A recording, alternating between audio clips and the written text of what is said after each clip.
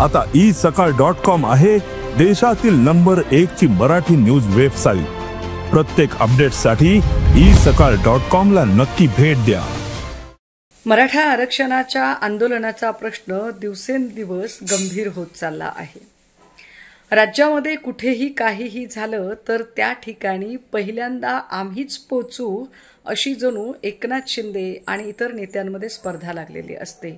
एरवी एकनाथ शिंदे प्रत्येक वेळी घटनास्थळी पोहोचण्यासाठी धडपडतात, मात्र आता इतकी गंभीर स्थिती असतानाही एकनाथ शिंदेंचं दरेगावी जाणं हे फारसं पटण्यासारखं नाही। किंबहुना वाशीमधून आंदोलकांना परत पाठवताना ज्या एकनाथ शिंदेंनी छत्रपती शिवरायांच्या पायाशी शपथ घेत सांगितलं होतं की आरक्षणाचा प्रश्न आम्ही सोडवणारच आहोत, ते एकनाथ शिंदे आत्ता मात्र नेमके कुठे आहेत हा प्रश्न आम्हाला सातत्याने पडत आहे। एकनाथ शिंदे आपल्या जबाबदारीपासून पळ काढत आहेत का, किंवा एकनाथ शिंदेंनी शब्द दिला म्हणून देवेंद्र फडणवीस जाणीवपूर्वक टाळाटाळ करत आहेत का? काही का असेना, मात्र शिंदे आणि फडणवीस या दोघांच्या शीतयुद्धामध्ये मराठा ओबीसी जो गावगाड्यामध्ये गुण्यागोविंदाने नांदत आहे त्यांच्यातली विण उसवू नये ही आमची माफक अपेक्षा आहे।